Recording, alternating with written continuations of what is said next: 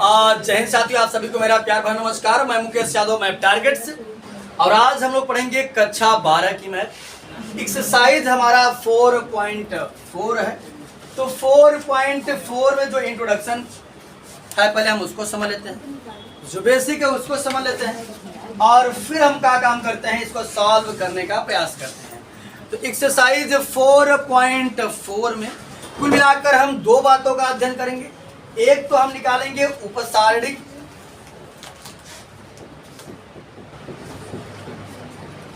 एक फाइंड करेंगे हम उपसारणिक और दूसरा हम सीखेंगे सहखंड। सहखंड, ठीक। एक हम सीखेंगे उपसारणिक और दूसरा सीखेंगे सहखंड। तो दोनों को हम एक 2x2 मैट्रिक्स लेकर के, एक डिटरमिनेंट लेकर के, एक 3x3 का डिटरमिनेंट लेकर के दोनों को समझाते हैं कि उपसारणिक और सहखंड होता क्या है। तो समझिएगा थोड़ा ध्यान से। हमने कोई सा एक डिटरमिनेंट उठा लिया, डिटरमिनेंट मान लेते हैं a बराबर या x बराबर। डिटरमिनेंट डेल्टा के बताए थे ना, इसको भी मान लेते हैं इस तरीके से। हमारा कोई सा भी एग्जांपल लेते हैं, 2, 3, -4, -8।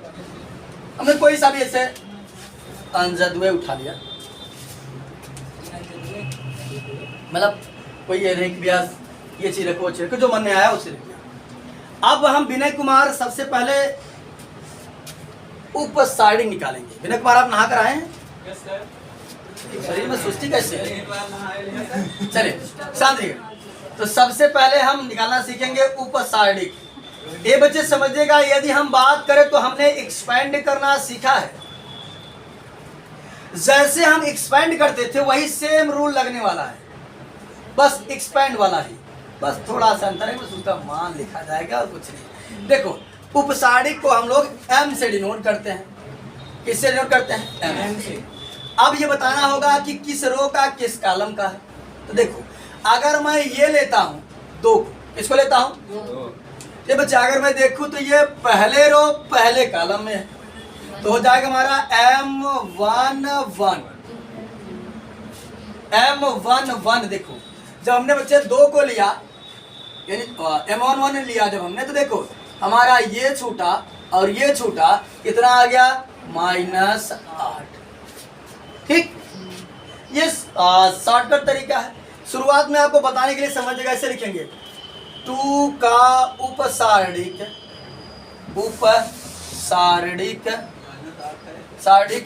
M11 बराबर माइनस। देखो 2 का उपसारणिक क्या है? M11 बराबर कितना है? -8। तो बार बार इतने झंझट को हम लोग नहीं लिखेंगे, डायरेक्ट M11 या M12 जो भी होगा उसको लिखेंगे आलोक मिश्रा। ठीक, तो समझिएगा जब हमने बच्चे 2 को लिया तो हमारा ये छूट गया था, ये छूट गया, यानी 2 के उपसारणिक की यदि मैं बात करूं तो क्या बना? -8 बना। फिर बच्चे हम निकालेंगे यम, इसको लेते हैं तो देखते हैं किस रो में है, पहले रो दूसरे का। M12 बराबर, थोड़ा ध्यान से समझिएगा रोहित पाल, तो ये हमारा ये छूट जाएगा, ये छूट जाएगा, कितना हो गया? -4। फिर निकालेंगे हम इसकी बात करते हैं, तो ये दूसरे रो में है और पहले कॉलम में है। M21 बराबर, तो हमारा ये छूट गया और ये छूट गया, कितना आ गया? 3। ठीक, उसके बाद समझिएगा थोड़ा ध्यान से, M22 निकालेंगे अगर हम, तो ये हमारा बने बच्चे देखो -8 लेंगे। देखो दूसरा रो दूसरा कॉलम, तो ये छूटा ये छूटा, कितना आ गया?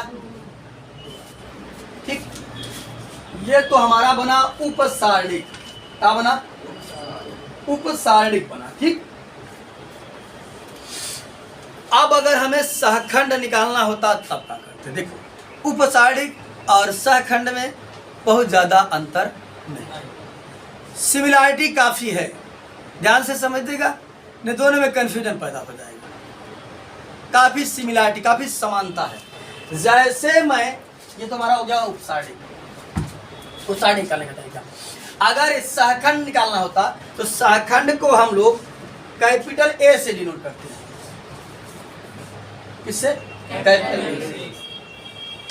A11, A12, A13, अगर 3/3 की होगी, 2/2 की होगी तो निकालेंगे। तो समझिएगा ध्यान से, अगर मैं इस 2 को बच्चे लेता हूं तो देखो, तो किस रो में है? फर्स्ट रो में। किस कॉलम में है? First column.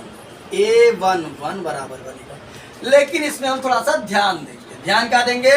जोड़ने पर अगर सम आएगा तो प्लस और विषम आएगा तो माइनस। बस इसी बात का ध्यान देना है विनय कुमार। तो 1 और 1 कितना हो गया? 2। यानी कुल मिलाकर इसको लेते, ये छूटा कितना हो गया? -8।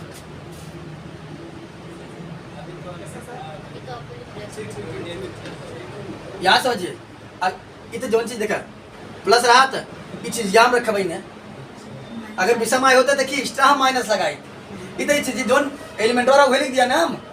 देखा जोड़े आवा था सम तो प्लस, अब जो चीज का बात 8 बार इतने एलिमेंट वाला रखे है ना, कितना आ गया? -8। फिर हम निकालते हैं A22, सॉरी A12, यानी पहले रो का दूसरे, पहला रो और दूसरे कॉलम का एलिमेंट। देखो A12, देखो पहला रो दूसरा कॉलम, तो मैं 3 लिए तो हमारा गुना कर ये छूटा बचा का माइनस। लेकिन 2 1 यहाँ एक आएगा माइनस, तो बाकी वैल्यू कितनी है? -4। A12 बराबर हो जाएगा प्लस का। ठीक, उसके बाद समझिएगा ध्यान से,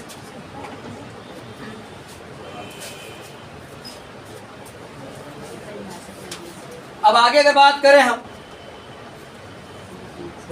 निकालेंगे हम लोग, इसको लेंगे तो दूसरे रो पहले कॉलम यानी A2 जोड़ने पर क्या आया? विषम का आ जाएगा माइनस। जब हमने 4 लिया तो हमारा ये छूटा और ये छूटा, बाकी बचा का 3, तो आ जाएगा माइनस का 3। फिर निकालेंगे हम A22। ठीक, तो समझिएगा ध्यान से बच्चे, 2 2 4 तो सम आएगा। तो जब 8 को लिए तो हमारा ये छूटा और ये छूटा, बचा का ये हमारा बना सहखंड। क्या बना? सहखंड। यानी कि यदि हम बात करें उपसाडिक और सहखंड में, उपसाडिक में हम प्लस और माइनस कंसीडर नहीं करते हैं, जो हमारा एलिमेंट होता है वही लिख दिया जाता है विनीत चौरसिया। और जबकि सहखंड में अगर जोड़े पर प्लस तो जोड़े पर सम तो आएगा प्लस, जोड़े पर अगर विषम तो आएगा। अब एक 3/3 का समझ लेते हैं, बाकी आ जाते हैं हम लोग क्वेश्चन। 3/3 का क्वेश्चन में से करा देगा, एक ही क्वेश्चन में सॉल्व हो जाएगा, एक एग्जाम्पल भी हो जाएगा। तो चलिए 3/3 को हम क्वेश्चन से ही करा देंगे एग्जाम्पल। ये बच्चे एक बात बता दें, एक और कॉन्सेप्ट है, यदि मैं सहखंड उसी के सहखंड में, यदि मैं उसी एलिमेंट में उसी सहखंड से गुणा कर दूं, जैसे देखो एलिमेंट क्या होगा? A11, उसका सहखंड क्या होगा? सॉरी, सहखंड क्या होगा? A11। ठीक, यदि मैं उसी के सहखंड में उसी के एलिमेंट से गुणा कर दूं, जैसे देखो A12 और फिर A12 प्लस A और 3/3 अगर होगी A13 इंटू A13, तो यदि मैं किसी रो या किसी कॉलम के उसी एलिमेंट के उसी सहखंड से यदि गुणा करके जोड़ूंगा तो रिजल्ट हमेशा आएगा 0। ये जानते हैं। ठीक, चले अब हम क्या काम करते हैं, इसी लाके इसको दिखा भी देते हैं क्या आता है। ये हमने 2/2 का किया है तो 2/2 तक ही इसको सीमित रखते हैं, देखता है कि 0 आता है कि नहीं। ये बच्चे समझो A11 कितना है? 2। और सहखंड की बात करें A11 कितना निकाले थे? -8। प्लस था तो प्लस।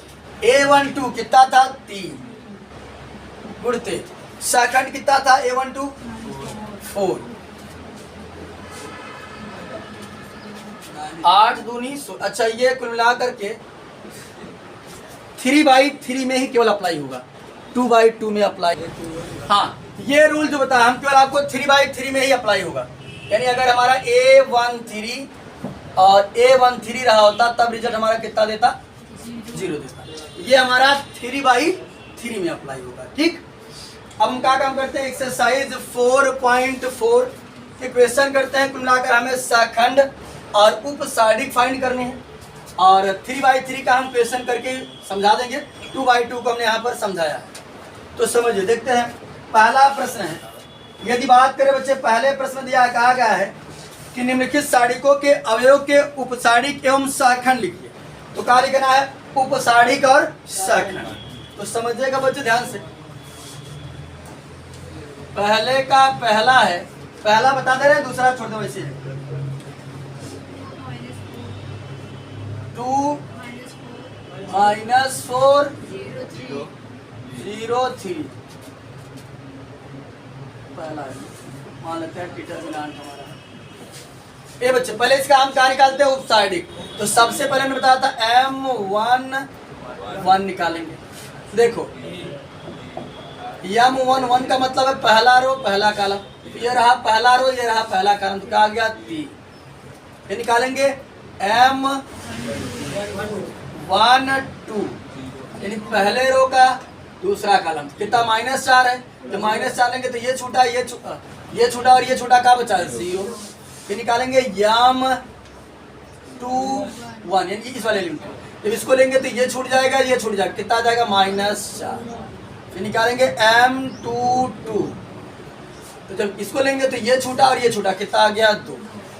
ये तो हो गया हमारा उपसारिक। अब अगर हम बात करें बच्चे, आप हम निकालते हैं सहखंड, ये हो जाएगा हमारा उपसारिक।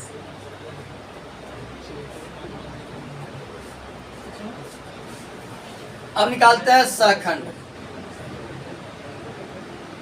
तो देखो सहखंड के लिए यदि बात करें तो सबसे पहले निकालेंगे A11। समझो ध्यान से, A11 जब लेंगे तो हमारा कुल मिलाकर ये छूटा और ये छूटा, आया कितना 3, 7 लाख 1 और 1 कितना होता है 2। सम है तो बता दो, प्लस आएगा। फिर निकालेंगे A12। ये बच्चे 2, 1 और 2 3, भी सम है तो क्या आएगा। तो A12 देखो पहले रो का दूसरा एलिमेंट, दूसरे कॉलम, पहले रो का दूसरे कॉलम जो होता है, -4 आएगा। तो ये छूटा ये छूटा, क्या हो जाएगा 0 और 0 ना तो प्लस होता है ना तो कहा जाएगा, आ जाएगा 0। फिर निकालेंगे हम लोग A22। 2 और 2 कितना 4, समय तो प्लस आएगा। A21 ये बच्चे 2 1 3 कितना आ जाएगा माइनस। जब हमने इसको लिया तो ये छूटा ये छूटा, माइनस का 4, माइनस माइनस प्लस, A21 बराबर प्लस का 4। फिर निकालेंगे A22। ये बच्चे 2 और 2 4 हो रहा है तो सम है तो प्लस आएगा। तो ये छूटा और ये छूटा, कितना आ गया 2। ठीक, तो कुल मिलाकर के हमें इसमें पूछा गया था कि क्या निकालना है आपको, उपसारिक और सहखंड। तो हमने उपसारिक और सहखंड दोनों, ये उपसारिक रहा ये सहखंड। ठीक, ऐसे इसका दूसरा है ACBD लिखा है तो आप उसको निकाल सकते हो, होमवर्क हो जाएगा आपके लिए। चलिए अब दूसरे का समझ लेते हैं बच्चे, समझिएगा ध्यान से। दूसरे का पहला प्रश्न,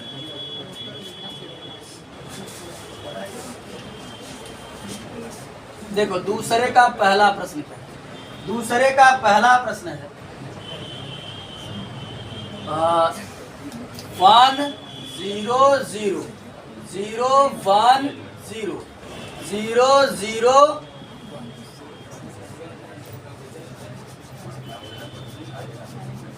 अगर यही मैट्रिक्स होता तो कौन सी मैट्रिक्स होती,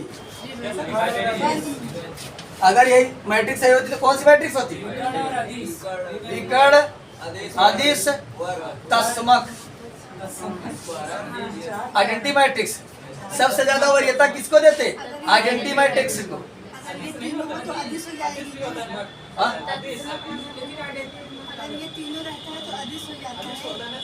हाँ तो यहाँ समझिएगा। चलो हाँ स्क्वायर मैट्रिक्स तभी तो उसको विकर्ण अवयव अदिश तत्समक निकालेंगे। लेकिन ये समझिएगा इसको हमको निकालना है सहखंड और उपसारी।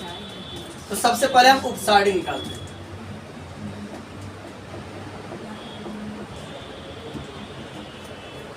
देखो थोड़ा ध्यान से समझिएगा। सबसे पहले निकालेंगे M1। देखो कौन है M1? तो हमारा ये रहा M1, यही रहा ना। तो इस कॉलम में और इस रो में आने वाले सभी एलिमेंट छूट जाएंगे। 1 का गुणा 1 में करेंगे तो कितना आ जाएगा 1। फिर घटाने के लिए बच्चे माइनस होता है, 0 गुणा 0 में करेंगे तो कितना आ जाएगा M1 1 कितना आया। फिर निकालेंगे M1 2। देखो M1 2 हमारा ये है 0, इसको लिए तो ये छूटा और ये छूटा। 1 का गुणा 0 में तो 0, 0 गुणा 0 में तो 0, 0 माइनस 0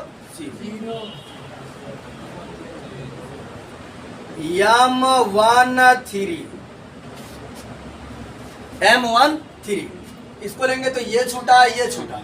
0 गुणा 0 में 0, 0 गुणा 1 में 0, 0 माइनस 0। M1 3 कितना दे दिया 0।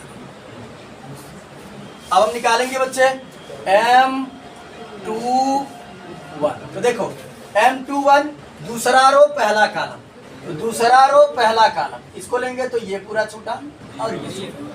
1 का गुणा 0 में तो 0, 0 गुणा 0 में तो 0 जाएगा 0 माइनस 0। M21 कितना आ गया। M22 निकालेंगे। देखो M22 जब निकालेंगे ये रहा हमारा M22, ये छूटा और ये छूटा। 1 का गुणा 1 में करेंगे तो 1 और 0 गुणा 0 में कितना 0, 1 माइनस 0 कितना हो जाएगा 0, सॉरी 1। M23 देखो M23 निकालेंगे तब दूसरा रो पहला कॉलम, ये रहा दूसरा रो पहला कॉलम। 0 गुणा 1 में करेंगे तो 0, 0 गुणा 0 में करेंगे तो 0, यानी 0 माइनस 0। M23 कितना आ गया 0। अब क्या निकालेंगे M31। देखो जब इसको लेंगे तीसरा रो पहला कॉलम, तो ये छूटा और ये छूटा। 0 गुणा 0 में 0, 1 गुणा 0 में 0, 0 माइनस 0। ठीक, M31 बराबर कितना हो जाएगा। अब निकालेंगे M32। इसको जब लेंगे तो ये छूटा और ये छूटा। 0 गुणा 1 में 0, 0 गुणा 0 में तो 0, 0 माइनस M32 0। अब निकाल लेंगे हम लोग M33। देखो जब इसको लेंगे तो पूरा ये छूट गया ये छूट गया। 1 गुणा 1 में 1 माइनस M33 कितना आ गया। ये तो हो गया हमारा उपसारणी। अब निकालेंगे सहखंड।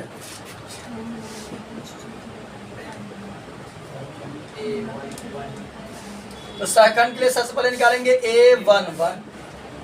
जोड़ने पर है सम तो साइन आएगा प्लस। जब A11 लिए तो ये छूटा 1 का गुणा 1 में करेंगे तो 1 है, 0 गुणा 0 में करेंगे तो 0, तो 1 माइनस 0 कितना देगा।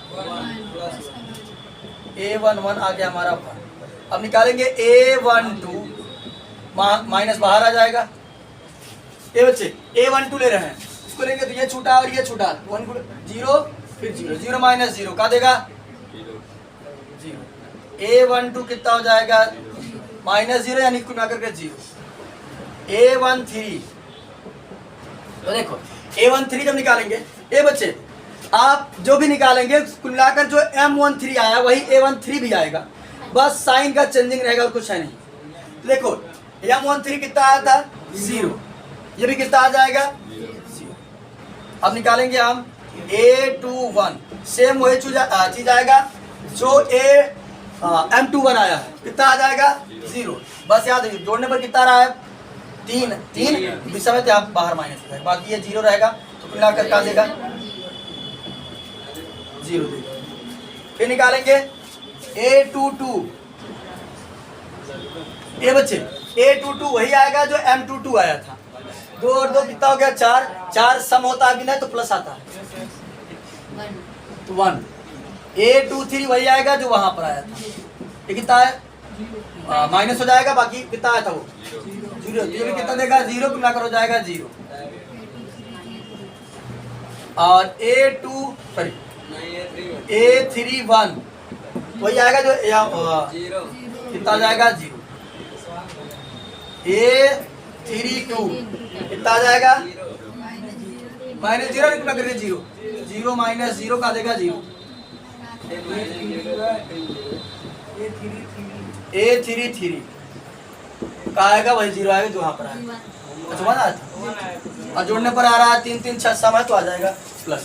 तो मिलाकर इसमें अगर बात करें बच्चे तो हमें उपसारणिक और सहखंड निकालने के लिए कहा था, तो हमने उपसारणिक और सहखंड बहुत अच्छे तरीके से निकाल दिया है। सेम ऐसा इसका दूसरा प्रश्न है, बस सावधानी से प्लस और माइनस पर ध्यान दीजिएगा, एकदम वो आसान है, वो भी सॉल्व हो जाएगा। दूसरा भी आपके लिए होमवर्क छोड़ दिया जाता है। ये बच्चे आप यहाँ समझिए, एक बात निकाले है तो बता ही देते। देखो अभी हम बता रहे थे आपको 3/3 का कि यदि, समझिए बच्चे ध्यान से, बताए थे कि यदि हम इसको इरेज कर देगा ये तो बताइए। हाँ ये देखिए अभी हमने बताया था कि यदि उसी किसी भी रो या कॉलम के उसी एलिमेंट में उसी के सहखंड से गुणा करें तो रिजल्ट क्या देता है 0। चलिए चेक कर लेते हैं देता है कि नहीं देता है। ये बच्चे A11 करेंगे, A11 फिर A11 प्लस A12 एलिमेंट के लिए, A12 सहखंड के लिए, फिर A13 एलिमेंट वाला, A13 सहखंड। तो चलिए देख लेते हैं A11 कितना है 1 इंटू A11 कितना है सहखंड वाला 1 प्लस A12 कितना है 0 इंटू A12 कितना है 0 प्लस A13 कितना है 0 और A13 कितना है 0। ये तो नहीं यार 1 प्लस 0 प्लस 0 कितना है 1 आ जा रहा है। इसका मतलब है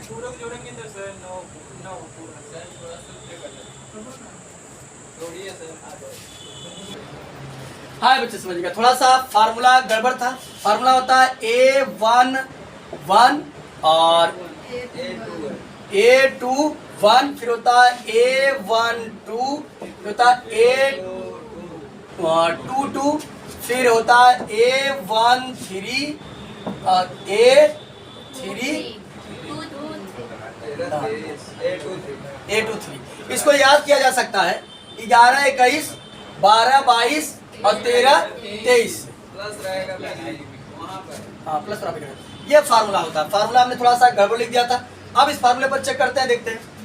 A11 की अगर बात करें तो कितना है 1 है इंटू A21 कितना है 0 प्लस A12 कितना है 0 फिर A22 कितना है A22 1 है 1 प्लस फिर A13 कितना है 0 फिर A23 कितना है 0। गुणा करेंगे हो जाएगा 1 गुणा 0 में ये 0 हो जाएगा और ये हो जाएगा 0 और ये भी हो जाएगा, तो गुणा कितना आ जाएगा 0। क्या समझ ये फार्मूला होता है, हमने थोड़ा सा फार्मूला गड़बड़ लिख दिया था। अब यहाँ पे चलिए समझते हैं अगला क्वेश्चन। क्वेश्चन नंबर 3 इस एक्सरसाइज का क्वेश्चन नंबर 3 समझने की हम लोग कोशिश करते हैं। देखते हैं क्वेश्चन नंबर 3 क्या है। क्वेश्चन नंबर 3 की बात करें, करा दूसरी पंक्ति के अवयवों के सहखंडों का प्रयोग करके दूसरी पंक्ति के अवयवों के सहखंडों का प्रयोग करके डेल्टा यानी डिटर्मिनेंट हमको दिया है, डिटर्मिनेंट दिया है हमको 5 3 8 2 0 1 1 2 3। क्या समझे, करा इस डिटर्मिनेंट का आप मान बता दीजिए। वैसे तो डिटर्मिनेंट मान बताने का मतलब है कि हम एक्सपेंड कर दें, किसी भी रो या किसी भी कॉलम के अनुसार आ सकता है, लेकिन करा दूसरी पंक्ति के अवयवों के सहखंडों का प्रयोग करके, जो दूसरी पंक्ति का सहखंड है उसका प्रयोग करके आपको इसका क्या करना है, मान निकालना है। तो समझिएगा दूसरी पंक्ति हमारी है ये रही, ठीक। दूसरी पंक्ति का मैं पहले सहखंड निकालूंगा। तो ये बच्चे पहले एलिमेंट 2 को लूंगा तो ये छूटा और ये छूट गया, देखो ये छूटा और ये छूट जा रहा है, देखो बचा का 3 8 2 3 3 त्रिक का और 2 8 दूनी, हमारा बनेगा ए, दूसरा रो है और पहला कॉलम A21। ये बच्चे प्लस, ये देखो 2 1 3 माइनस आ जाएगा समय को, 3 त्रिक का 9 माइनस 8 दूनी 16, A21 हमारा हो जाएगा, कितना हो जाएगा माइनस ब्रैकेट में हो जाएगा 16 में से 9 गया तो माइनस का 7, A21 बराबर हो गया माइनस माइनस प्लस का 7। उसके बाद समझिएगा फिर हम लेते हैं दूसरा एलिमेंट यानी कि A22। ये बच्चे समझिएगा जब मैं इसको लूंगा तो देखो पूरा हमारा ये छूट गया, ये छूट गया, 5 8 1 3 3 बचे 15 माइनस 8, A22 हमारा हो जाएगा 7। फिर हम निकालेंगे A23। ये बच्चे जब हम इसको लेंगे तो हमारा कुल मिलाकर के ये छूटेगा और ये छूट जाएगा, बचा 5 3 1 2 हो जाएगा हमारा 2 पंचे, और यहाँ समझिए जोड़ने पर हमें विषम तुका जाएगा माइनस 2 पंचे 10 माइनस 3, A23 हमारा जो हो जाएगा कितना हो जाएगा माइनस 10 में से 3 गया 7। तो यहाँ समझिएगा क्या रहा था, इसका कुल मिलाकर क्या करना है, दूसरी पंक्ति जो सहखंड है उसका प्रयोग करके मान निकालिए। तो समझिएगा कैसे हम लोग निकालते हैं, तो यहाँ समझिएगा करा था सहखंड का प्रयोग करके, और यहाँ समझिए सहखंडों का प्रयोग करिए लेकिन किस पंक्ति के अवयव का, दूसरी पंक्ति के अवयव का।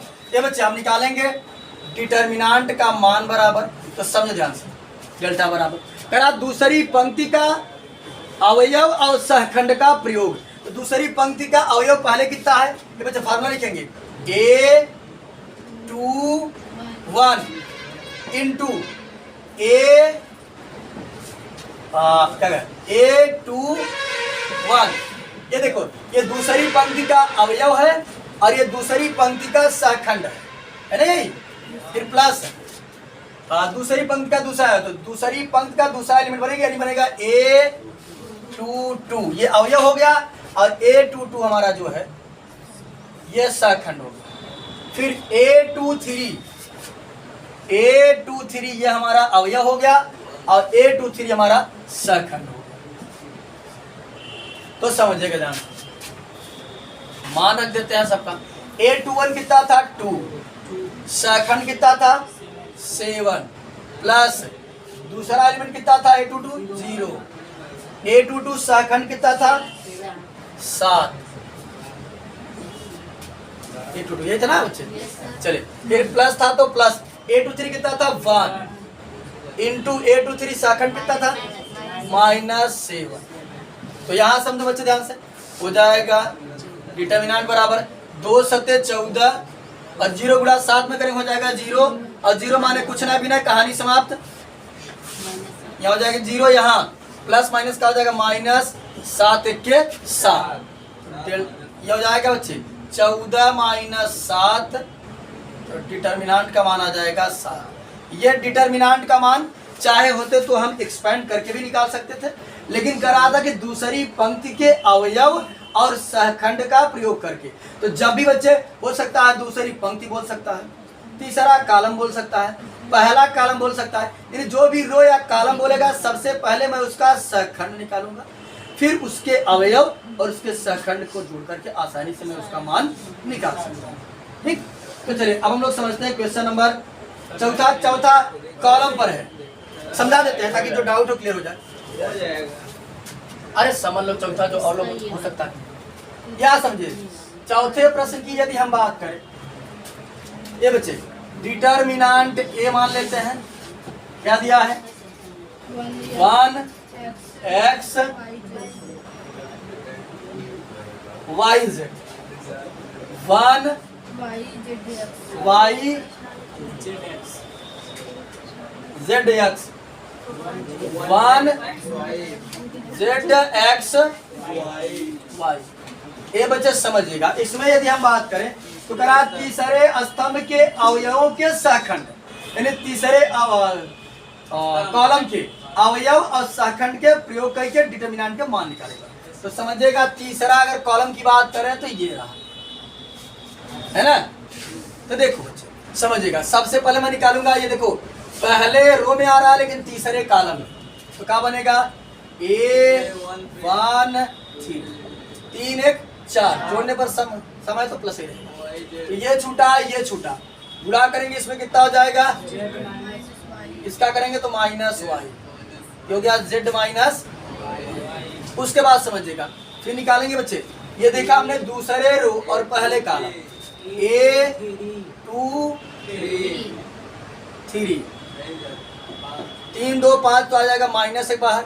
जब हमने इसको लिया तो ये छूटा और ये छूटा, गुणा करेंगे जेड माइनस एक्स, अगर माइनस अंदर गुणा कर देंगे तो ये बन जाएगा A2 3, ये माइनस का था तो प्लस का एक्स और ये माइनस का जेड हो जाएगा। फिर निकालेंगे ए तीसरे कॉलम और तीसरे रो A3 3 बराबर, तो समझो बच्चे ध्यान से, जब इसको लेंगे तो ये छूटा और ये छूटा, क्या हो जाएगा y माइनस एक्स। तो हमने निकाल लिया, अब हमको मान ज्ञात करना है। ये बच्चे करा था तीसरे कॉलम के अवयव का, तो ये कौन सा है A1 3, तो जाएगा A1 3, अब इनटू सहखंड कितना है A1 3 प्लस A2 3 अवयव के लिए A2 3, सहखंड के लिए A2 3, अवयव हमारा है A1 3, सहखंड है A3 1, ये भी है A3 1, सबका मान पता है A3 3, ये हमारा डिटरमिनेंट A का मान था, तो डिटरमिनेंट A बराबर सबका मान पता है, रख देते हैं। A1 3 कितना है वाई जेड, ब्रैकेट में A1 3 कितना है जेड माइनस वाई, A2 3 कितना है जेड एक्स,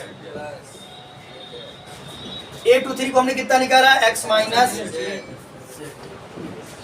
A3 3 को हमने कितना निकाला है, अच्छा A3 हमारा एक्स वाई है, और सेकंड कितना हमने निकाला है y माइनस एक्स।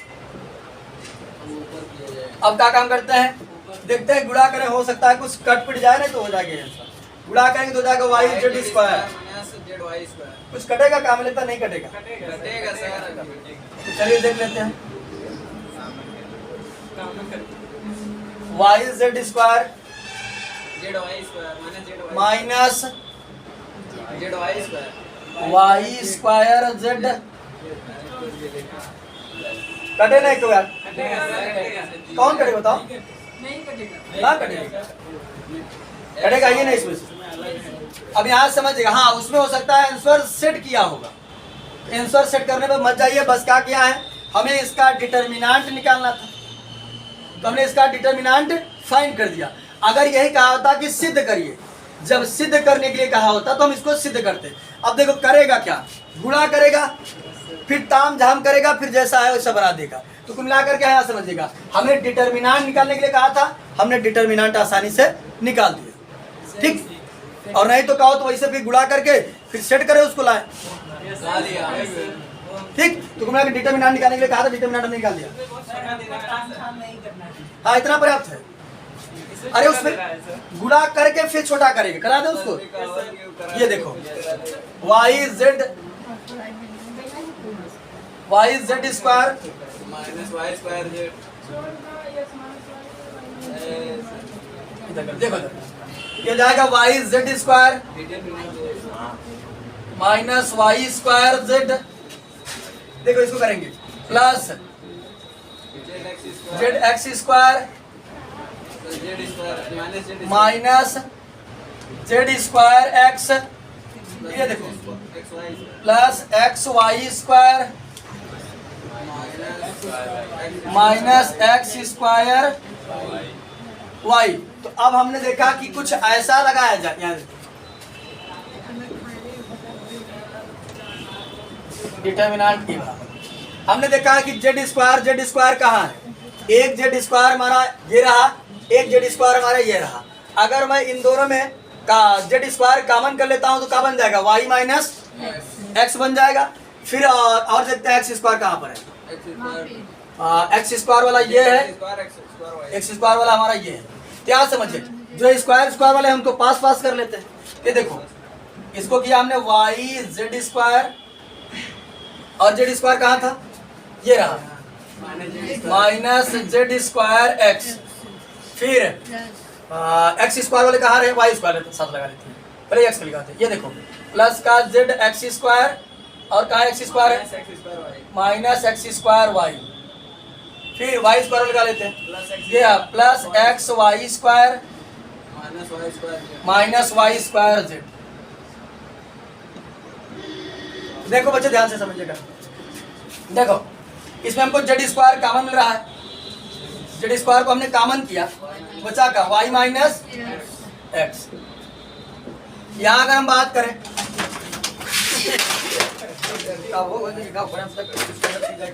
यहाँ समझिए, यहाँ कॉमन करेंगे एक्स स्क्वायर, यहाँ का बचा हमारा जेड माइनस वाई, अलग अलग चीज बच रहा है का हो।